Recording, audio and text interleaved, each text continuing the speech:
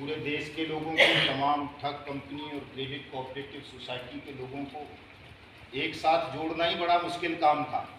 सब अपनी अपनी लड़ाई लड़ा करते थे कि मैं सहारा का पीड़ित हूँ, मैं PACL का हूँ, मैं KBCL का हूँ, मैं टोगो का हूँ, मैं कल्पतरू का हूँ, मैं उसका हूँ, क्या बोलते हैं, साईं प्रसाद का, मैं समृद्ध दाता साहब, मैं श्री राम का, और मैं इसका, और वो मैं उसका। सबकी ये अलग अलग लड़ाई थी और इस कारण से भी हम लगातार इस लड़ाई को हारते रहे, जीते नहीं कभी भी।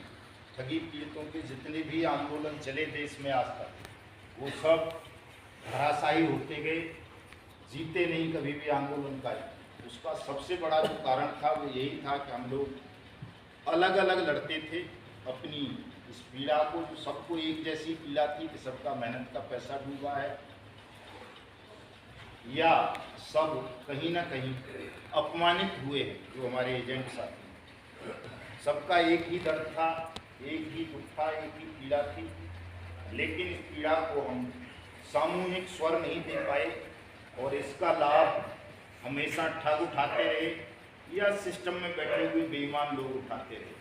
तो जब हम ही एकजुट नहीं हैं, एकता हमारे अंदर नहीं है, तो जो शासन में बैठे हुए लोग हैं या जो ठग हैं वो हमारी पीड़ा को क्यों सुनेंगे, उसका निवारण क्यों करेंगे। और हमारी ये जो आपस की लड़ाई थी, विभाजन का, उसका फायदा उन सबको मिलता रहा।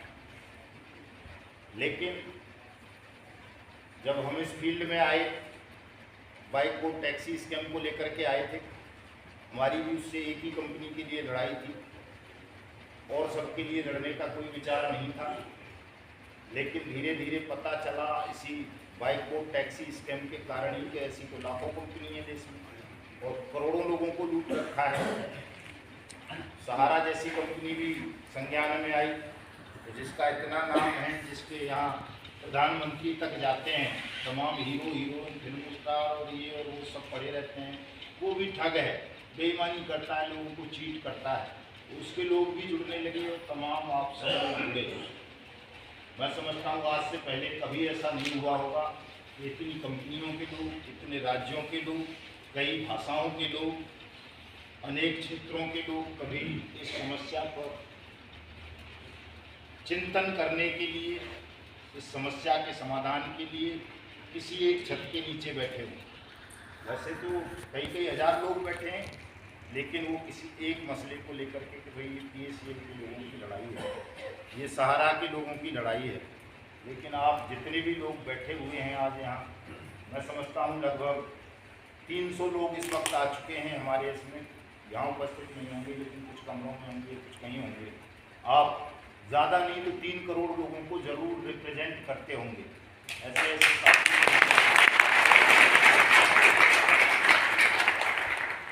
तो हम आज जो यहाँ बैठे हुए साथी हैं वो केवल 300 नहीं हैं, 3 करोड़ लोगों की ताकत, उनकी पहचान और उनके अस्तित्व की लड़ाई को लेकर के हम यहाँ आज चिंतन मनन कर रहे हैं।